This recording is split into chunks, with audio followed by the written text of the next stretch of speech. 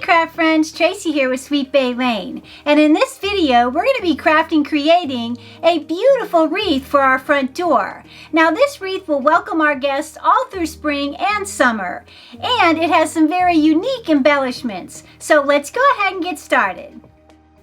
Here's a glimpse of just some of the supplies we'll be using for this DIY. You'll need a word cutout that says welcome. This can be found at Hobby Lobby. Along with this half metal pail, both can be found in their spring section. You'll need some florals of your choice. I'm going to be using these beautiful florals from Michaels, along with some various ribbons I have on hand. Next, you'll need a paint matching your florals, and you'll finally need some floral wire.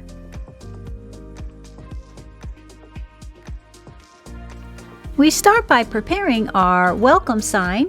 We want to remove the hanger and fill in the hanger holes with some spackle.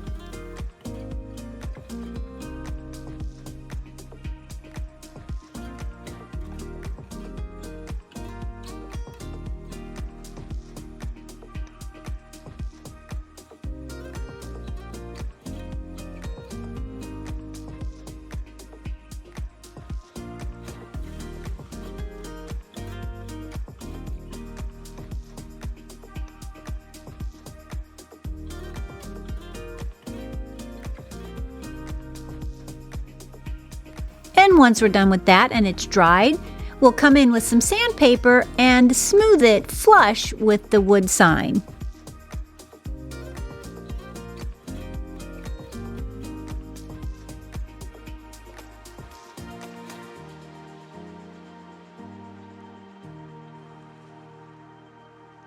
Now we're going to bring in some parchment paper and we're going to paint our welcome sign brown. I'm going to be using this Burnt Umber by Apple Barrel and a makeup sponge.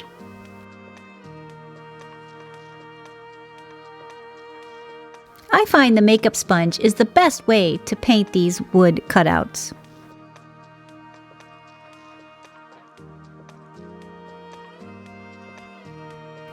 Now that we have that done and it's dried, we'll then come in with our color that matches our florals, and in my case, this is going to be this Morning Blue by Anita's.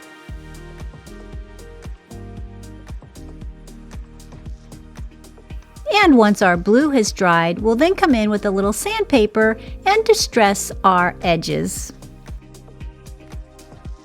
For this next step, we're going to be using this greenery I purchased from Hobby Lobby. I thought in the beginning I would use my floral wire, which you can use your floral wire, or you can also use pipe cleaners, or what do they call them? Chenille stems. However you like to attach things to wreaths with, you can use that. But I just start by cutting my strips or zigzagging it back and forth to as many as I need, and I'm going to bring them outside and paint them with the matte brown Rust-Oleum paint.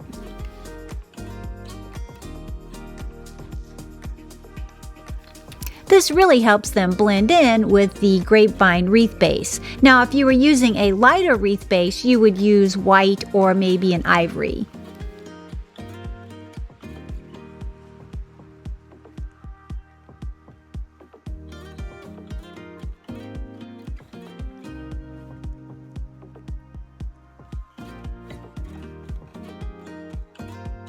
Now we bring back in our welcome sign and our metal bucket.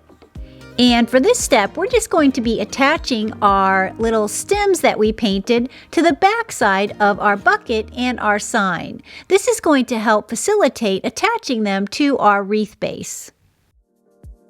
And the way I like to do it is add a little bit of hot glue to the stem and then cover it with some felt.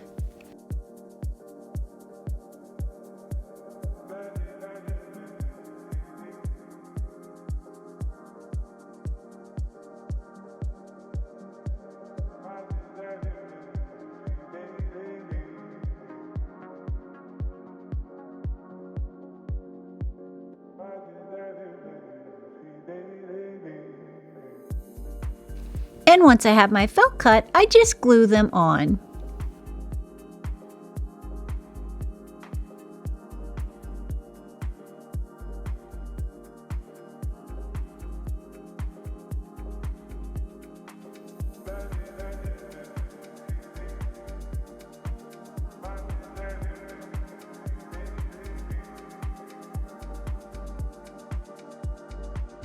We start with the bucket and we finish with the welcome sign.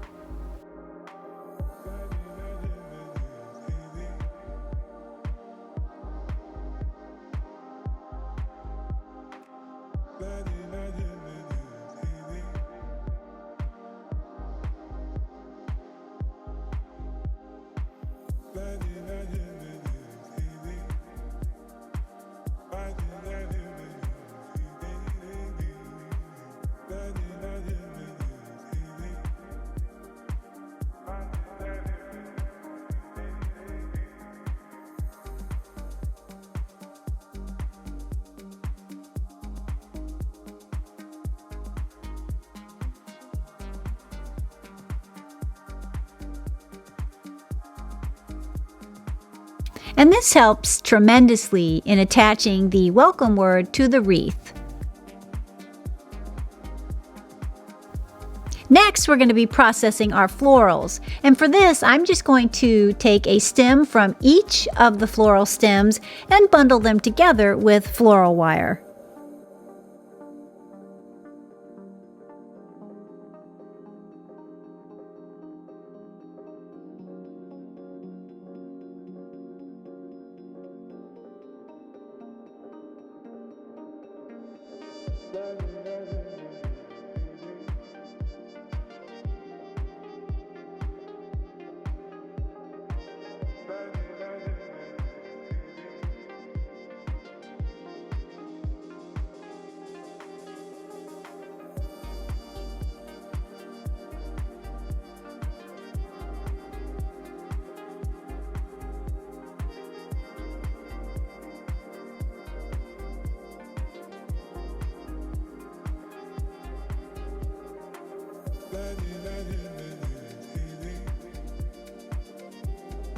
Hey guys, if you like what you see so far, don't forget to hit that like button and subscribe. We'd love to have you here at Sweet Bay Lane.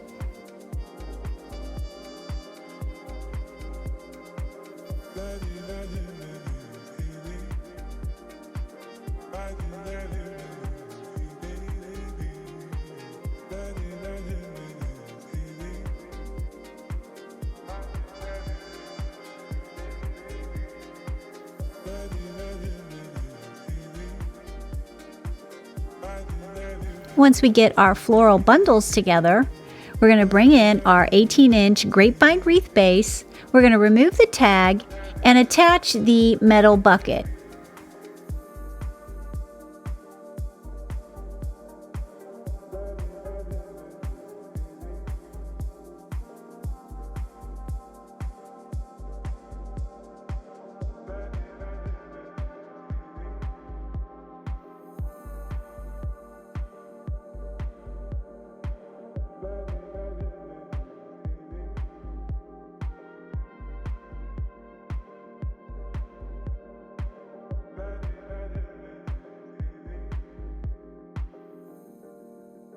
Once we have our bucket securely attached, we'll come in with some hot glue and start gluing our floral bundles inside the bucket and down the side of our wreath.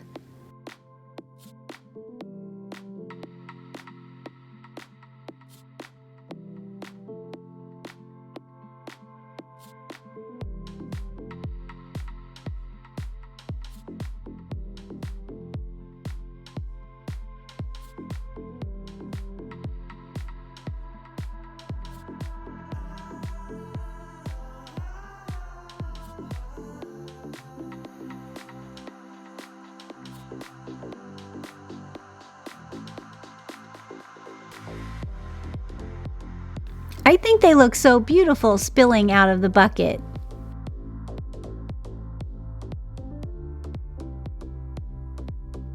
Once we have that done, we're going to bring back in our welcome sign and attach it to the bottom of our wreath.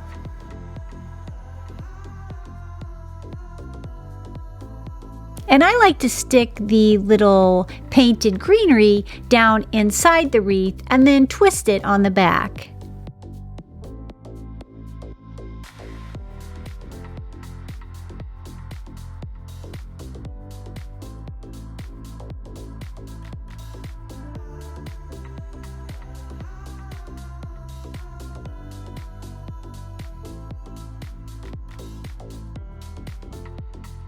Then you're left with this gorgeous spring and summer wreath.